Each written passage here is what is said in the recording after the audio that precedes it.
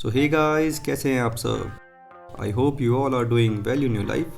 दोस्तों, जैसे कि आप सब ने थंबनेल में देख ही लिया होगा, इस वीडियो के अंदर हम कंपेयर करने जा रहे हैं दो सबसे बेहतरीन म्यूचुअल फंड्स। सो फ्रेंड्स, सबसे पहले हम दोनों ही फंड्स को सेपरेटली डिटेल रिव्यू करेंगे एंड देन हम दोनों ही फंड्स को एक ही साथ एक ही स्क्रीन पे कंपेयर करके जानेंगे कि आपके लिए इनमें से कौन सा फंड सबसे बेहतरीन रहेगा। So hey guys, welcome back to my channel rich फंडे, जहाँ पर हम आपको रिच बनाने के सारे फंडे क्लियर करते हैं। दोस्तों, काफ़ी रिसर्च करने के बाद हमने ये इन्फॉर्मेटिव वीडियो आपके लिए तैयार की है। So make sure to please hit the like button and subscribe to my channel rich Funde. आइए दोस्तों, बिना किसी देरी के चलते हैं अपने कंप्यूटर स्क्रीन के ऊपर एंड स्टार्ट करते हैं। सो फ्रेंड्स, कंपेयर करें SBI small cap fund versus Quant small cap fund. तो दोस्तों, सबसे पहले हम दोनों ही फंड का डिटेल रिव्यू करेंगे separately and then we will come back here and see कि इन दोनों में से आपके लिए कौन सा फंड सबसे बेहतरीन रहेगा। सबसे पहले बात करें SBI small cap fund direct plan growth के बारे में। तो इसका करंट एनएवी चल रहा है अभी 193.75 एज ऑन 29 अगस्त। दोस्तों, इसका एक्सपेंस रेशियो है 0.73 एंड बात करें इसकी एग्जिट लोड की, तो आपको 1% का इसमें एग्जिट लोड लगेगा अगर अपने आप पैसों को आप 1 साल से पहले रिडीम करते हैं। तो इसका एयूएम है दोस्तों अराउंड 35,563 करोड़, 35,000 करोड़ के आसपास इसका एयूएम है। लॉक इन पीरियड इसके अंदर कोई भी नहीं है, आप अपने पैसों को कभी भी रिडीम कर सकते हैं depending upon your needs. And बात करें इस फंड एज के बारे में, तो दोस्तों ये फंड लॉन्च हुआ था 2013 के अंदर एंड इस फंड को हो चुके हैं 12 ईयर्स एंड 7 मंथ्स। तो काफ़ी अच्छा खासा टाइम हो चुका है दोस्तों इस फंड को मार्केट में आए हुए। बात करें बेंचमार्क में, तो ये फॉलो करता है BSE 250 स्मॉल कैप को। एंड मिनिमम इन्वेस्टमेंट के बारे में बात करें दोस्तों, तो एक चीज़ यहाँ पे ध्यान देने वाली बात है कि इसके अंदर सिर्फ और सिर्फ आप SIP के थ्रू ही इन्वेस्टमेंट कर सकते हैं एंड इसके अंदर आप कोई भी लमसम इन्वेस्टमेंट नहीं कर सकते। इनने अपनी लमसम इन्वेस्टमेंट का जो क्राइटेरिया है वो बंद कर रखा है, बिकॉज दोस्तों ये एक बार जब स्टार्टिंग में जब फंड आया था लोगों ने बहुत ज़्यादा पैसे इसके अंदर इन्वेस्ट किए थे एंड तब से ही इनके मैनेजर ने कुछ सालों के बाद बंद कर दिया था एंड देयरफॉर आप इसके अंदर SIP कर सकते हैं। Minimum investment is 500 rupees. दोस्तों, रिस्कोमीटर इसका बहुत ही हाई है बिकॉज ये स्मॉल कैप फंड कैटेगरी में आता है। तो अगर इसके टैक्स के बारे में, तो STCG एंड LTCG दोनों टैक्स होते हैं, short term capital gain and long term capital gain. तो दोस्तों, अगर अपने पैसों को आप 1 साल से पहले रिडीम करते हैं तो आपके जो भी रिटर्न्स आएंगे उसके ऊपर आपको 20% का टैक्स देना पड़ेगा। एंड अगर आप 1 साल के बाद अपने पैसों को रिडीम करते हैं तो आपको 1.25 लाख रुपीज़ की छूट के बाद जो भी आपके रिटर्न्स एक्स्ट्रा होंगे इसके बाद वो उसके ऊपर आपको 12.5% का रिटर्न के ऊपर इतना आपको टैक्स देना पड़ेगा। दोस्तों, बात करें इसमें SIP के अंदर, तो अगर आपने इसके अंदर 10,000 रुपये की SIP की होती इन द लास्ट 10 ईयर्स, तो टोटल आपने इसके अंदर इन्वेस्टमेंट किया होता 12 लाख रुपीज़ का एंड आपको इसके अंदर प्रॉफिट होता 22.84 लाख रुपीज़ का, यानी कि आपके टोटल बन चुके होते 34.84 लाख रुपीज़। दोस्तों, ये डिपेंड करेगा मार्केट के ऊपर कि वो कितना ऊपर एंड कितने नीचे गया in the last few years जब से आपने इसके अंदर SIP शुरू की है। तो ऐसा ज़रूरी नहीं है कि आपको हर बार ये सेम रिटर्न्स देखने को मिले and it always depend upon the market. So आइए अब चलते हैं नीचे एंड देखते हैं इसके रिटर्न्स के ऊपर। तो फ्रेंड्स, ट्रेलिंग रिटर्न्स के बारे में बात करें तो 1 मंथ में इसने दिया है -2.37 रिटर्न्स, थोड़ा नेगेटिव रहा है ये 1 मंथ के अंदर। एंड 3 मंथ्स में इसने दिया 0.56, 6 मंथ्स के अंदर दिया इसने 15.83%, 1 ईयर में दिया है -7.04 एंड 2 ईयर्स में दिया 13.92, 3 ईयर्स में दिया 15.82, 4 ईयर्स में दिया है 16.65, 5 ईयर्स में दिया है 25.45, 7 ईयर्स में दिया है 18.35 एंड 10 ईयर्स में दिया है 19.74। तो दोस्तों, इसके रिटर्न्स अगर देखा जाए कंपेरेटिवली कैटेगरी एवरेज के आसपास ही रहे हैं हमेशा, थोड़े से ऊपर नीचे रहे हैं हमेशा, कभी ज़्यादा कभी कम। एंड बट अगर एक लॉन्ग टर्म पीरियड के अंदर देखें तो कैटेगरी एवरेज के आसपास देखिए, अब 10 ईयर्स में अब 19.74 कैटेगरी एवरेज दिया है 18.88, वहीं पे 7 ईयर्स में 18.75 दिया है SBI स्मॉल कैप फंड ने, वहीं पे कैटेगरी एवरेज दिया है 19.06%। तो ऑल इन ऑल ये काफ़ी शानदार फंड रहा है काफ़ी टाइम से। आइए अब देखते हैं इसके एसेट एलोकेशन के बारे में। तो इक्विटी के अंदर ये करते हैं 2.95%, डेप्ट के अंदर इनका 0.18%, लार्ज कैप के अंदर ये कुछ भी नहीं करते हैं, मिड कैप के अंदर इनका है 6.88% एंड स्मॉल कैप के अंदर इनका सबसे ज़्यादा 86.07%।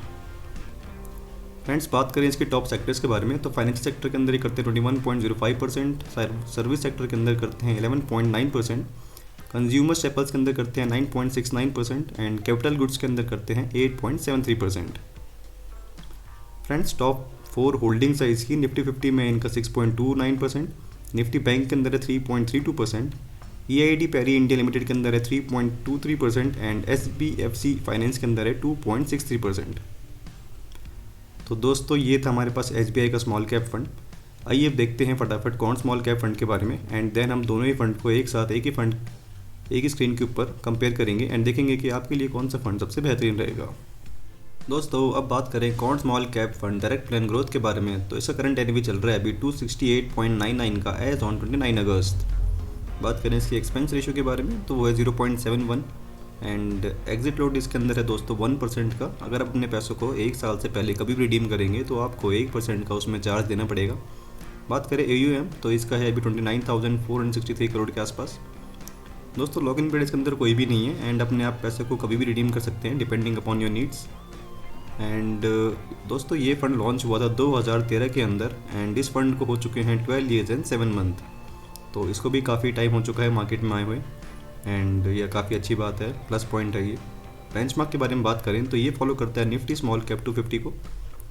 एंड दोस्तों अगर आपको इसके अंदर इन्वेस्टमेंट करनी है तो एज आ SIP आप कर सकते हैं। मिनिमम शुरू 1000 रुपीज़ से एंड फॉर लम सम आपको लगाने पड़ेंगे स्टार्टिंग में 5000 रुपीज़। उसके बाद आप कभी भी कितने भी कर सकते हैं। बात करें इसका रिस्कोमीटर तो इसका रिस्कोमीटर हाई है बिकॉज ये एक स्मॉल कैप फंड है। फ्रेंड्स टैक्स जैसे कि हमने पहले आपको बताया है STCG एंड LTCG दोनों ही एक टैक्स है, short term capital gain and long term capital gain.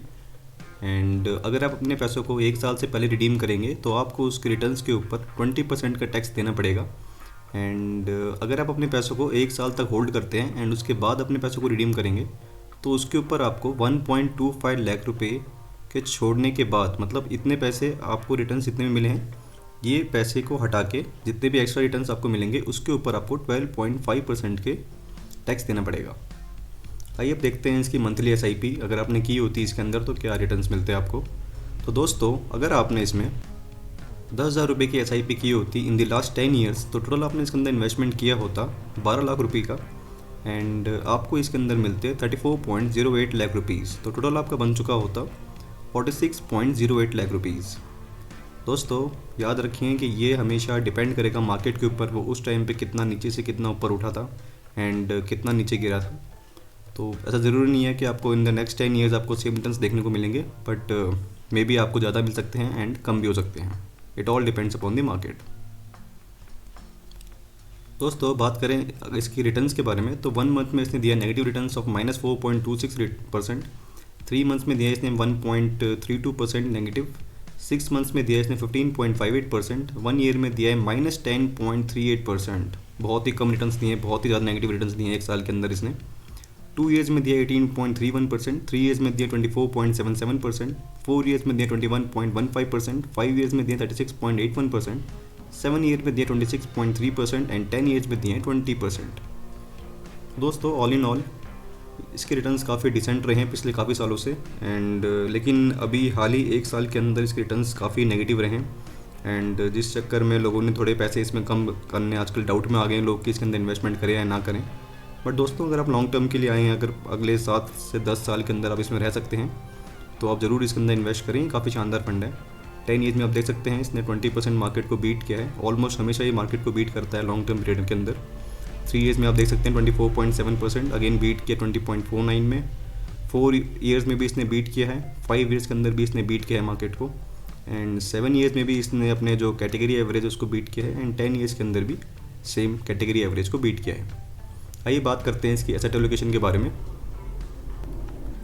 तो फ्रेंड्स इक्विटी के अंदर इनका है 97.05%, टैप के अंदर इनका है 1.06%, लार्ज कैप के अंदर ये करते हैं 23.79%, मिड कैप के अंदर इनका 1.47%, स्मॉल कैप के अंदर है 71.878%। टॉप सेक्टर्स के बारे में बात करें दोस्तों तो हेल्थ फाइनेंशियल सेक्टर के अंदर इनका है 17.87%, हेल्थ केयर के अंदर है इनका 16.61%, सर्विसेज के अंदर है 15.14%, एनर्जी सेक्टर के अंदर है 14.03%। फ्रेंड्स टॉप 4 होल्डिंग्स के बारे में बात करें तो रिलायंस इंडस्ट्रीज़ के अंदर है इनका 9.23%, जियो फाइनेंशियल सर्विसेज के अंदर है 6.26%, एजीज लॉजिस्टिक के अंदर है इनका 3.22% एंड बिकाजी फूड इंटरनेशनल के अंदर है हमारे पास 2.86%। तो दोस्तों ऑल इन ऑल ये काफ़ी शानदार फंड था। आइए अब दोनों फंड को एक साथ कंपेयर करते हैं एंड जानते हैं कि आपके लिए इन दोनों में से कौन सा फंड सबसे बेहतरीन रहेगा। फ्रेंड्स, लेफ्ट साइड में हमारे पास है अब एसबीआई का small cap fund and right side में हमारे पास कौन स्मॉल कैप फंड। सबसे पहले हम चलते हैं एंड देखते हैं इसके फंड डिटेल्स के बारे में। तो एक्सपेंस रेशियो हमारे पास जो है एसबीआई स्मॉल कैप फंड का वो है 0.73% एंड कौन स्मॉल कैप फंड का हमारे पास 0.71%। तो अप्रॉक्सीमेटली दोनों का बराबर ही है, ज़्यादा डिफरेंस नहीं है इन दोनों में। बात करें एग्जिट लोड के बारे में तो दोनों का 1% है सेम एंड दोनों के अंदर ही लॉक इन पीरियड कोई भी नहीं है, आप अपने पैसों को कभी भी रिडीम कर सकते हैं। बेंचमार्क के फॉलो करते हैं डिफरेंटली। पीएससी 250 स्मॉल कैप को फॉलो करता है SBI small cap fund and Nifty small cap 250 को फॉलो करता है कौन स्मॉल कैप फंड। दोस्तों, इन्वेस्टमेंट के बारे में बात करें तो एसआईपी के थ्रू आपको अगर करना है एसबीआई के अंदर तो हमने बताया था आपको 500 रुपीज़ कर सकते हैं स्टार्टिंग से एंड इसके अंदर कोई भी लमसम नहीं है, याद रखें एसबीआई स्मॉल कैप फंड के अंदर। एंड बात करें क्वांट के अंदर तो आपको 1000 रुपीज़ लगाने पड़ेंगे एज एसआईपी स्टार्टिंग के अंदर एंड अगर आपको लमसम करते हैं तो आप लगा सकते हैं 5000 रुपीज़ से स्टार्ट कर सकते हैं इसके अंदर। दोस्तों, क्योंकि ये दोनों ही fund small cap fund category के अंदर आते हैं तो इसलिए ये दोनों ही good for long term period के लिए हैं, यानी कि एटलीस्ट आपको इन दोनों फंड में से कोई भी फंड चूज़ करें तो एटलीस्ट आपको 10 से 15 साल तक होल्ड रखना चाहिए, तभी आपको अच्छे रिटर्न्स देखने को मिलेंगे। आइए अब चलते हैं, देखते हैं इसके फंड ओवरव्यू। तो दोनों ही फंड आप जानते हैं स्मॉल कैप फंड कैटेगरी में आते हैं इक्विटी को एंड दोनों ही फंड्स को 12 ईयर्स एंड 7 मंथ हो चुके हैं। एंड फंड साइज़ में अगर बात करें तो एसबीआई स्मॉल कैप फंड का थोड़ा सा ज़्यादा है कंपेरेटिवली कौन small cap fund of 35,563 crore and approximately 6,000 crore इससे ज़्यादा है कौन स्मॉल कैप फंड से। क्योंकि दोस्तों, जब स्टार्टिंग में ये फंड आया था एसबीआई स्मॉल कैप फंड, लोगों ने काफ़ी ज़्यादा इसके अंदर इन्वेस्टमेंट किया था एंड तभी इन लोगों ने अपना लमसम इन्वेस्टमेंट थोड़ी दिनों के लिए बंद किया था। एंड आइए चलते हैं नीचे एंड देखते हैं इसके रिस्क मेजर्स। तो फ्रेंड, इसके अंदर हम दो चीज़ देखेंगे सबसे ज़रूरी, HD that is standard deviation and alpha.